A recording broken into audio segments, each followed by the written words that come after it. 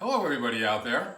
This is Deke, the homemaker here, with some advice on removing wallpaper. You know, often the wallpaper is hard to remove because it's years of stuck to the wall and glue and everything. This handy device here is called a steamer, a hand steamer. Today we're going to demonstrate the value of using a hand steamer on probably 50-year-old wallpaper that's been stuck here for a long time. So, got your steamer. You slowly take the steamer over the desired area you wish to remove. You don't have to be in a rush. You want that to soak into that paper. So you give it a good steaming.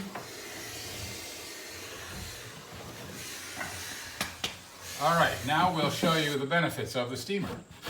Look at that. It comes right off like peeling a banana. And that today is today's demonstration.